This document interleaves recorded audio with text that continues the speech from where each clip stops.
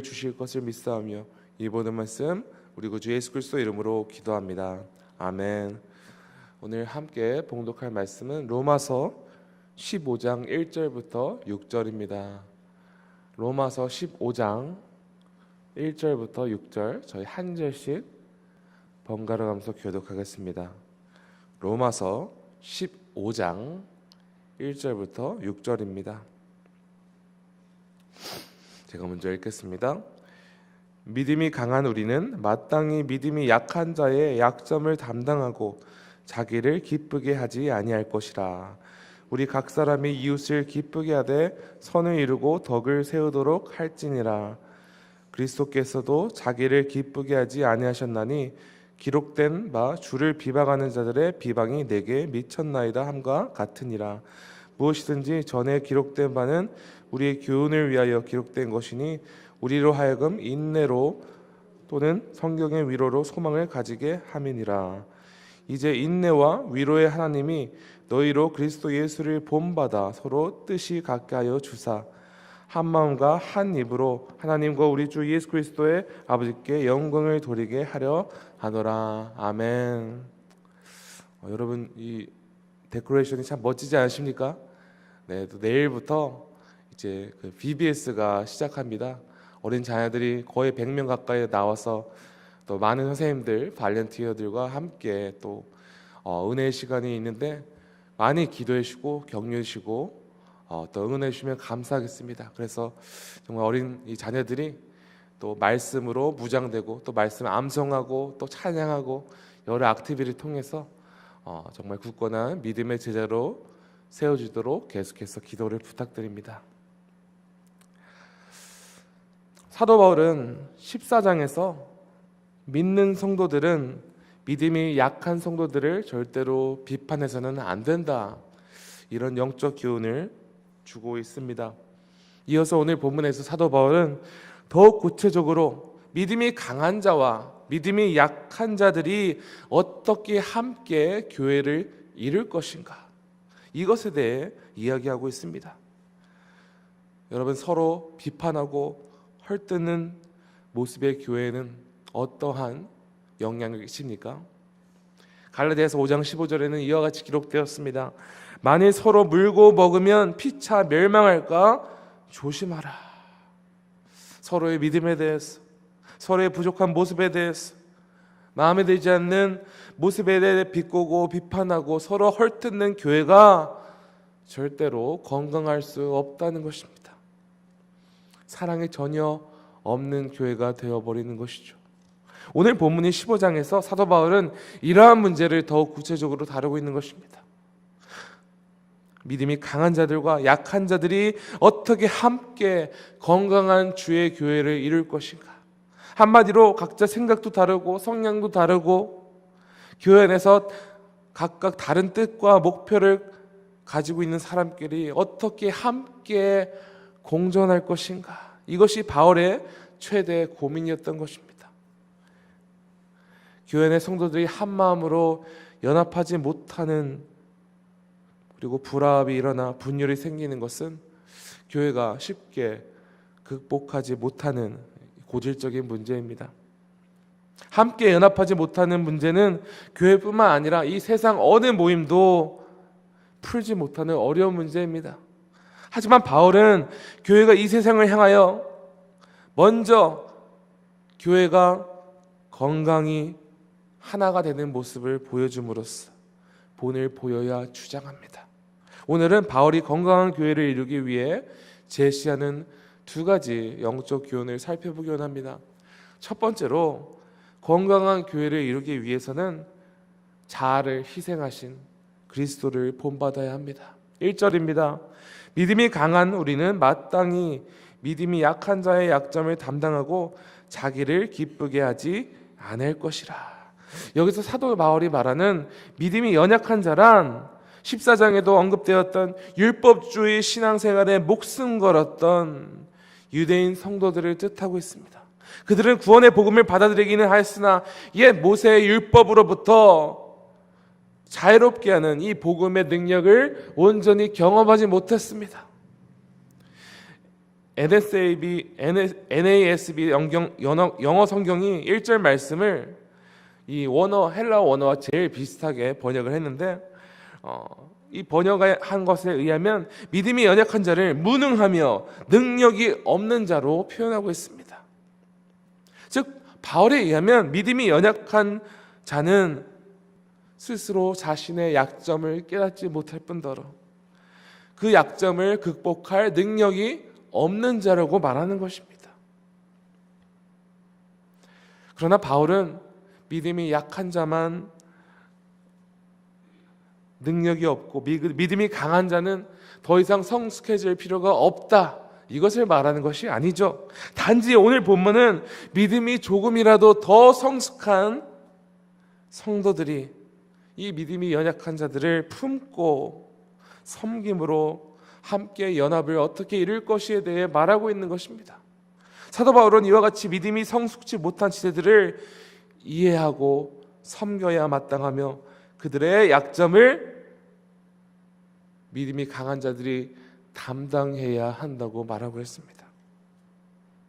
바울이 그들의 약점을 담당하라는 말의 의미는 그들이 연약한 부분을 어쩔 수 없이 마지못해서 짊어지고 가라, 이런 뜻이 아닙니다.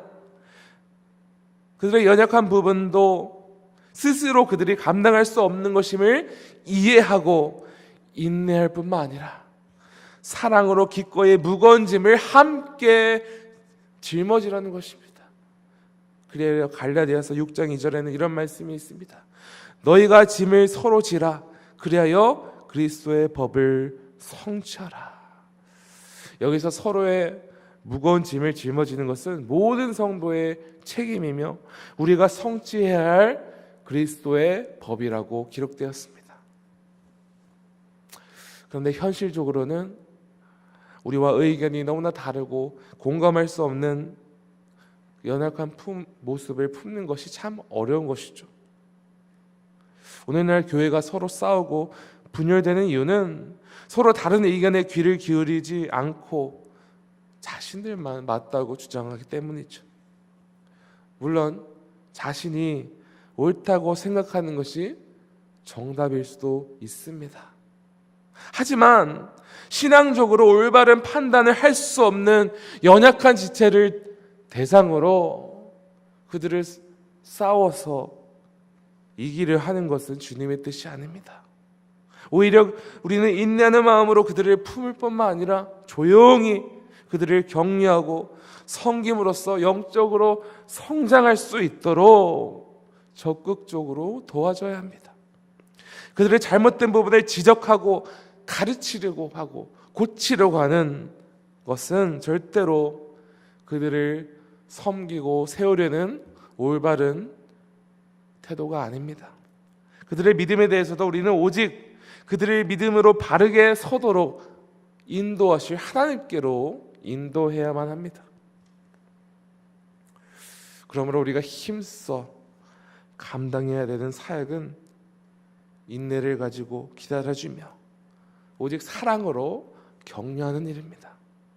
사소한 문제에 대해서 서로 의견이 다르더라도 신앙적으로 큰 문제가 되지 않는다면 의견을 굽히고 남을 배려하며 그들을 섬기는 것이 바로 성숙한 자세입니다.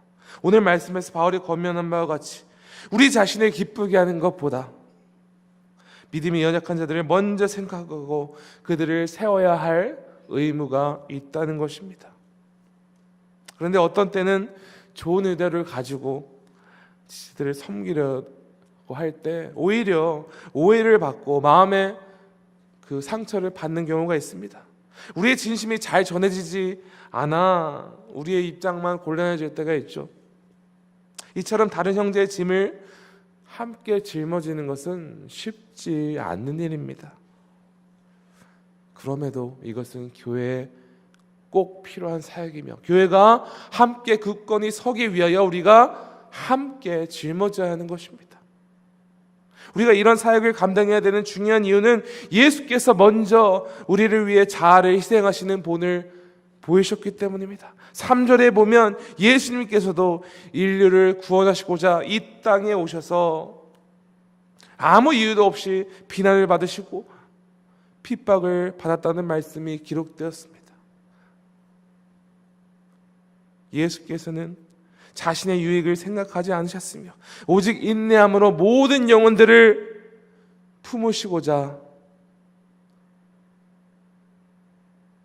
죽도록 우리를 섬기셨습니다. 초기 기독교 교부이자 뛰어난 신학자였던 크리소스톰은 이 3절 말씀에 대해 이렇게 말하고 있습니다. 예수님께서는 우리가 받아야 할 저주를 대신 받음으로써 우리를 섬기셨습니다. 그러나 중요한 사실은 예수님께서는 충분히 자신이 짊어지게 될 저주와 고통을 피할 능력이 있으셨으나 우리를 위해서 모두 대신 짊어지셨습니다. 우리는 예수님의 자아 희생 정신을 본받아야 됩니다.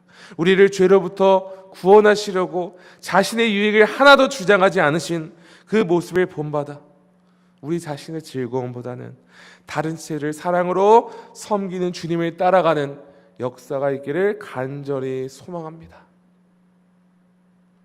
우리는 우리에게 본을 보이신 예수님을 본받아야 합니다. 두 번째로 건강한 교회를 이루기 위해서는 오직 그리스도를 본받아야 서로 뜻을 함께할 수 있습니다. 5절과 6절에는 초대교회를 향한 사도 바울의 바람과 소망이 담긴 기도가 기록되었습니다. 사도 바울은 계속해서 교회가 그리스도 예수를 본받아야 함을 강조하고 있습니다. 3절에서 우리가 본받아야 하는 것이 예수님의 자아희생 정신이라면 5절에서 바울은 예수님의 모든 사역의 목표를 본받으라 말하고 있습니다.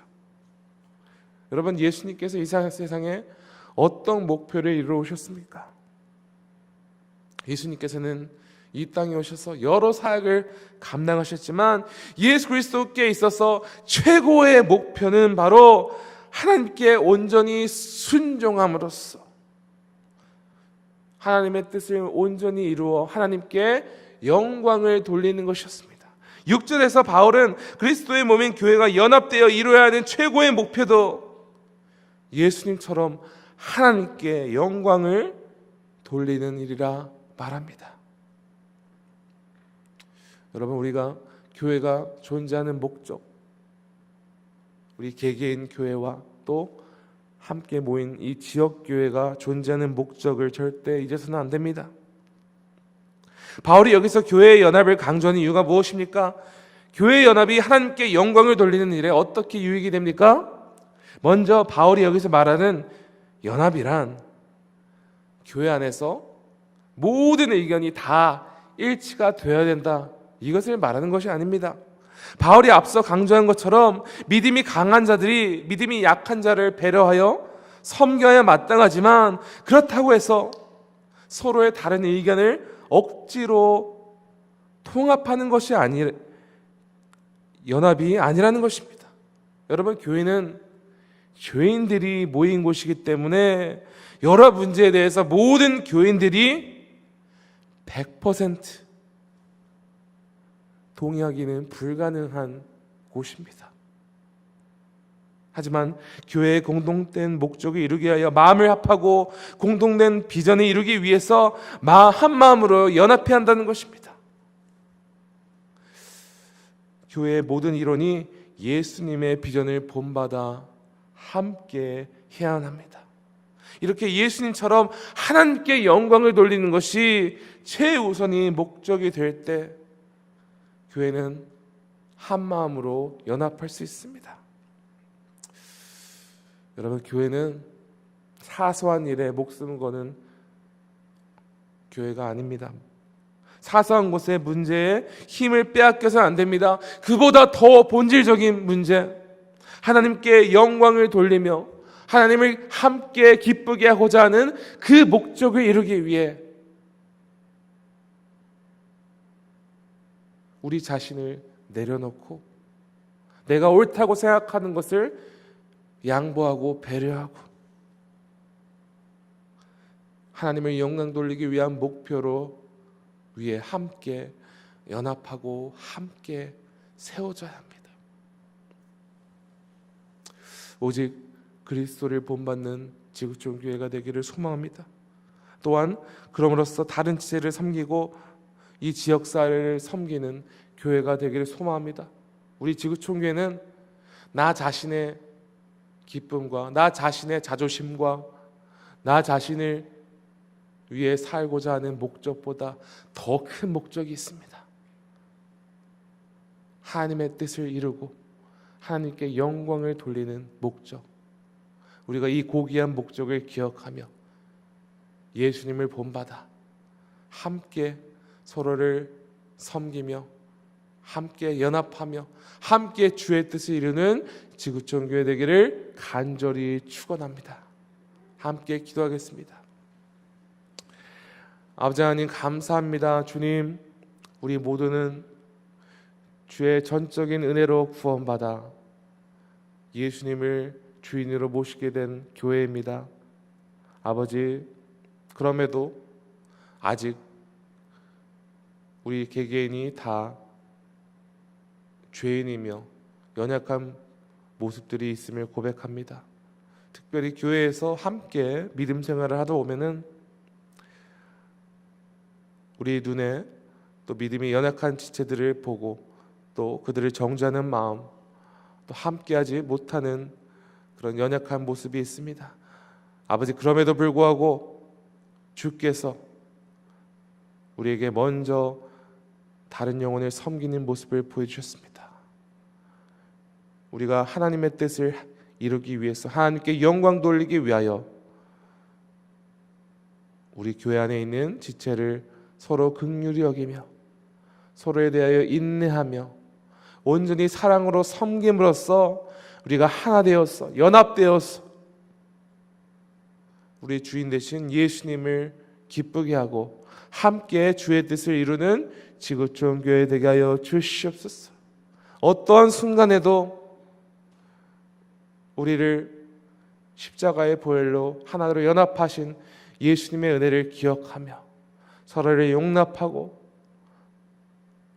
서로에 대해 인내하며 오직 사랑으로 하나 되는 역사 있게 하여 주시옵소서. 그래야 우리 지구촌 교회가 하나님의 뜻하신 그 일을 함께 이루어나가는 복된 교회 되게 하여 주시옵소서. 주님, 모든 것을 감사드리오며 이 모든 말씀 우리 구주 예수 그리스도 이름으로 기도합니다. 아멘. 하늘에 계신 우리 아버지여, 이름이 거룩히 여김을 받으시오며 나라가 임하시오며 뜻이 하늘에서 이루어진 것 같이 땅에서도 이루어지이다. 오늘 우리에게 일용할 양식을 주시옵고 우리가 우리에게 죄 지은 자를 사하여 준 것 같이 우리 죄를 사하여 주시옵고 우리를 시험에 들게 하지 마시옵고 다만 악에서 구하시옵소서. 나라와 권세와 영광이 아버지께 영원히 쌓옵나이다. 아멘. 계속해서 개인적으로 기도하시겠습니다.